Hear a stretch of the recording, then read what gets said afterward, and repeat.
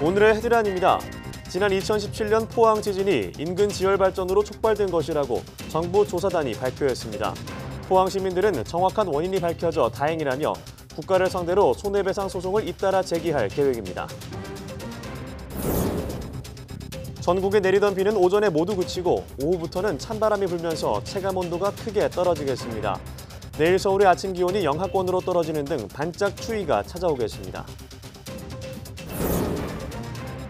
정부가 미세먼지의 이동 경로를 밝히기 위해 첨단 장비를 실은 항공기를 띄워 분석하기로 했습니다. 19인승 비행기를 개조해 제작한 이 항공기는 4시간 동안 서해 상공을 돌며 각종 대기 정보를 수집할 예정입니다.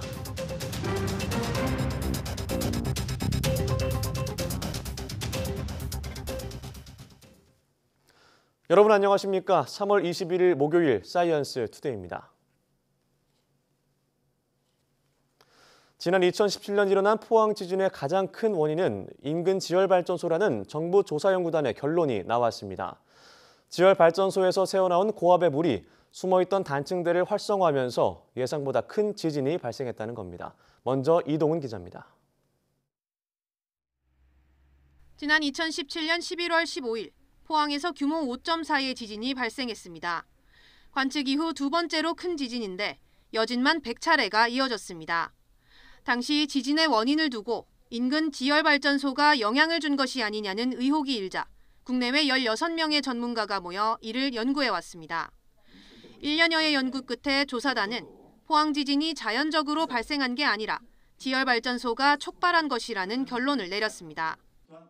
땅 밑에 있는 열을 끌어올리기 위해 뚫은 구멍에 고압의 물을 흘려보내면서 누수가 생겼고 이후 작은 지진들이 잇따라 발생했습니다. 여기에 2015년 10월에 있었던 시추 과정에서 지하 파이프에 큰 누수가 발생하며 단층대를 활성화한 것으로 조사단은 분석했습니다. 당시 자연지진 직전 수준의 임계 상태에 있던 단층 사이로 물이 흘러들면서 이른바 방아쇠를 당긴 겁니다. 2015년 10월 31일에 이 시추 과정에서 이수 누출이 크게 발생했습니다. 그때부터 지진 발생 기록과 인위 지열 발전 실정 연구 과정에서 행했던 수리 작업, 이수 누출이 시점적으로 정확하게 일치하고 조사단은 이에 대해 인위적인 자극이 예상 범위의 결과를 가져오는 유발 지진이 아니라 훨씬 더 큰 규모로 일어나는 촉발 지진이라고 정의했습니다. 포항 지진의 경우는 유발 지진, 그러니까 이 단층면을 자극한 범위보다 훨씬 벗어나는 파열이 일어나면서 큰 규모로 일어났기 때문에 촉발 지진이라고 했고. 조사단은 기존에도 지열 발전과 지진의 연관성을 분석한 연구들이 있었지만 이번 조사를 통해 포항 지진의 정확한 진원을 파악했다는 점이 가장 중요하다고 밝혔습니다. YTN 사이언스 이동훈입니다. 그렇다면 포항 지진의 방아쇠를 당긴 지열발전은 어떤 원리로 작동하는 걸까요?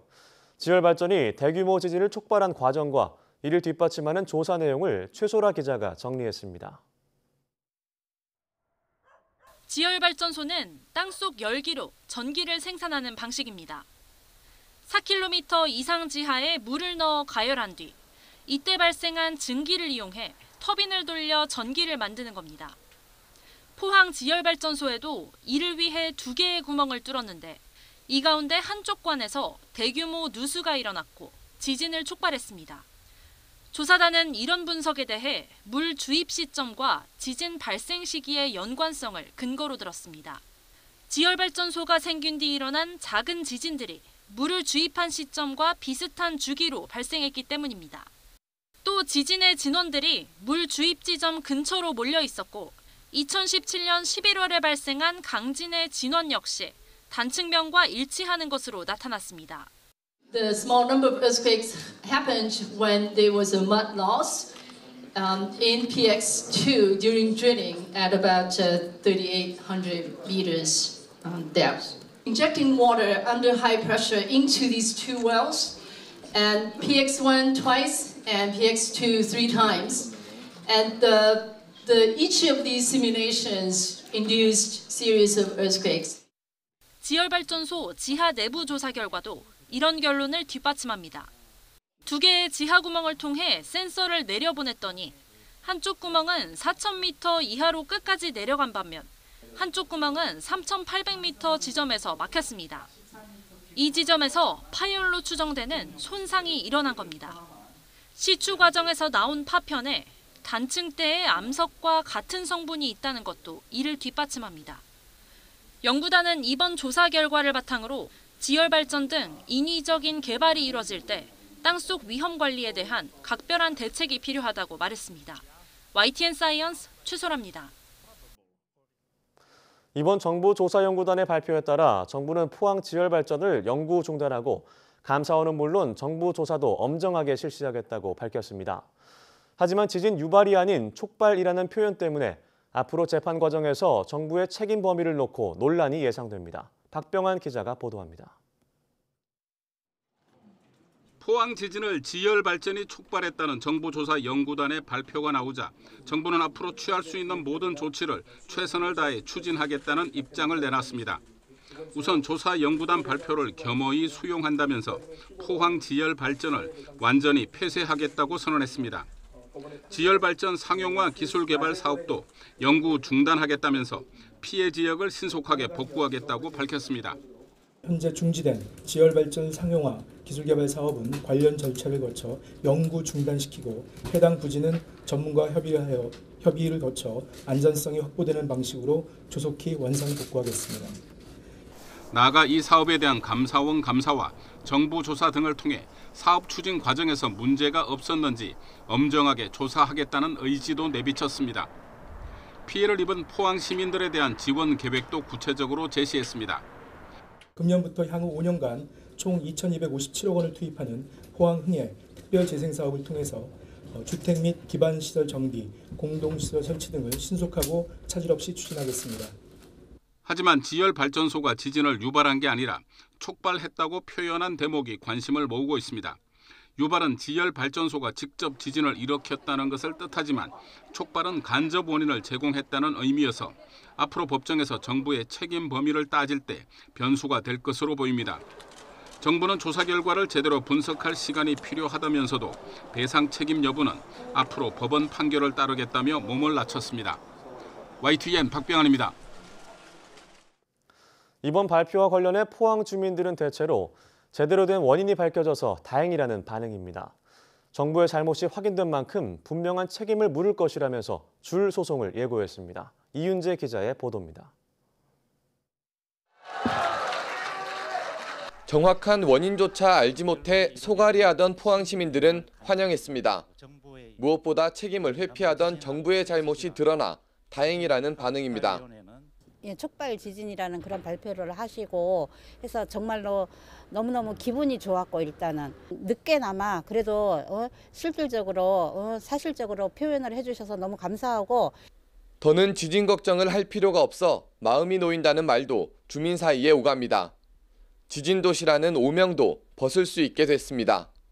지열 발전소로 인한 포항 지진으로 밝혀진 만큼 포항이 지진의 안전한 도시임이 확인이 되어서 다행이라고 생각합니다.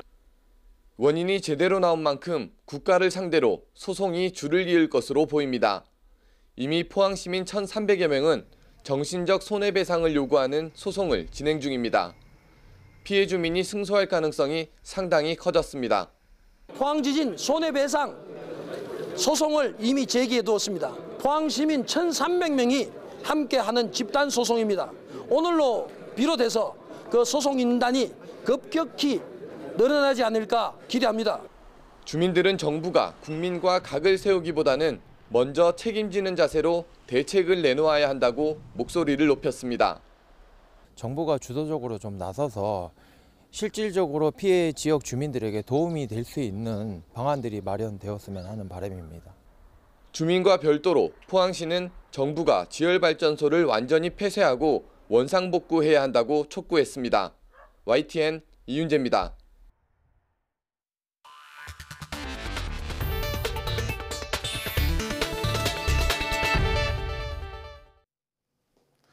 절기춘분인 오늘은 전국이 차차 맑겠지만 찬바람이 불면서 쌀쌀하겠습니다. 기상청은 오늘 점차 기압골 영향에서 벗어나겠지만 오후부터는 북서쪽에서 찬 공기가 남하하겠다고 밝혔습니다. 오늘 서울 낮 기온은 서울 12도, 대전과 광주 14도로 어제보다 조금 낮겠고 오후부터 찬바람이 불면서 날씨가 추워지겠습니다. 기상청은 내일 아침 서울 기온은 영하 1도까지 떨어져 꽃샘추위가 찾아올 것으로 내다봤습니다. 오늘 대기질은 전국에서 보통 수준을 보일 전망입니다. 평균 기온이 올라가면서 봄꽃 피는 시기가 40년 전보다 6일에서 9일 정도 빨라진 것으로 조사됐습니다. 국립산림과학원은 최근 15년 동안 서울 홍릉숲의 생강나무와 산수유, 희열이의 개화일 변화를 분석한 결과 이렇게 나타났다고 밝혔습니다. 40년 전인 1968년부터 1975년의 관측 결과와 비교하면 생강나무와 희열이는 9일, 산수유는 6일 정도 개화가 빨라졌습니다. 연구팀은 꽃이 피기 전에 월 평균 기온이 과거보다 1도 증가하면서 영향을 받았을 가능성이 크다고 분석했습니다. 또 평년과 비슷하거나 높은 기온이 계속 이어지면 3월 하순에는 만개한 노란 꽃을 즐길 수 있을 것으로 연구팀은 예측했습니다. 날은 풀리고 있지만 미세먼지는 좀처럼 나아질 기미가 보이지 않고 여전히 뾰족한 해결책도 없는 상황인데요.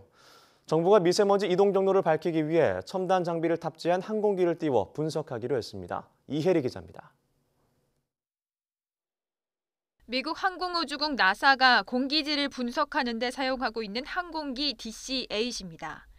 하늘을 나는 실험실이라고 불릴 정도로 기체 내에는 첨단 장치가 탑재돼 있습니다. 이런 기능이 가능한 항공기가 국내 기술로 개발됐습니다. 19인승짜리 비행기를 개조해 미세먼지를 흡입하고 분석할 수 있는 장치를 탑재했습니다. 비행 고도는 300에서 500m, 최대 약 4시간 동안 서해상공을 날며 공중에서 대기질 관련 정보를 수집합니다. 4월이나 5월부터 아마 측정을 하기 시작할 거예요. 그래서 저희는 연중 계속 그렇게 측정을 할 수 있게 준비를 하려고 합니다. 측정할 수 있는 장비들을 언제라도 달 수 있게, 또 달았다가 다시 다른 걸로 교체할 수 있게 그렇게 준비가 다 됐습니다. 미세먼지를 근본적으로 해결하기 위해 관련 분야의 다양한 연구자들이 머리를 맞댔습니다. 미세먼지가 어디에서 유입되고 국민 건강에는 어떤 영향을 미치게 되는지, 미세먼지 유입부터 대응까지 관련 연구를 중간 점검하는 시간을 마련한 겁니다. 그 중간 결과를 국민 여러분과 그리고 관심 있는 분들과 연구 결과를 공유함으로써 앞으로 우리가 해 나가야 되는 일에 대해서 충분히 이해를 같이 하고 설명도 드릴 수 있는 그런 자리가 오늘 이루어지길 바랍니다. 이 자리에서는 특히 초미세먼지 농도가 높을 때 중국의 영향이 50%에 달한다는 등의 중간 분석 결과도 발표됐습니다. 미세먼지 범부처 프로젝트 사업단은 중간 연구 결과를 바탕으로 추가 연구를 벌인 뒤 프로젝트가 마무리되는 내년 5월 이후 종합 결과를 발표한다는 계획입니다. YTN 사이언스 이혜리입니다. 세계보건기구 WHO는 인간 유전자 편집 임상 연구가 무책임한 행위라고 규정하면서 투명성 확보가 시급하다고 밝혔습니다. WHO 유전자 편집 자문위원회는 성명을 내고 인간을 대상으로 한 유전자 편집 연구를 중단하고 연구 계획을 하나로 관리할 수 있는 등록기관을 만들어야 한다고 권고했습니다. 위원회는 지금 단계에서 유전자 편집하기를 태어나도록 하는 연구는 무책임하다며 미래 세대에서 DNA 변화가 일어날 수 있다고 우려했습니다. 또 유전자 편집과 관련된 모든 연구를 한 곳에서 관리할 수 있도록 등록기관을 만들어 모두에게 열려있고 투명한 데이터베이스를 확보해야 한다고 말했습니다. WHO 자문위원회는 지난해 중국 과학자가 에이즈 바이러스의 면역력을 가진 유전자 편집 아이를 출산하게 했다고 주장하면서 이를 계기로 구성됐습니다.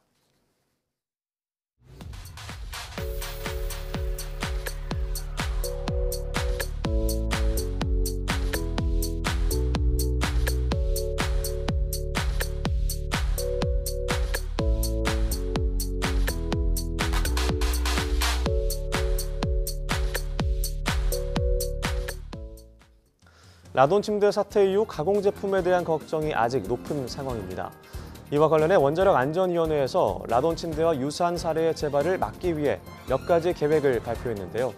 올해부터는 무엇이 달라지는지, 그리고 후쿠시마 원전 사고와 같은 중대한 사고에 대한 대책은 어떻게 마련되어 있는지 궁금한데요. 오늘 오넷의 사이언스 투데이 주민비플 시간에는 엄재식 원자력안전위원장을 모시고 이야기 나눠보겠습니다. 오후도 많은 시청 바랍니다. 함께해 주신 여러분 고맙습니다.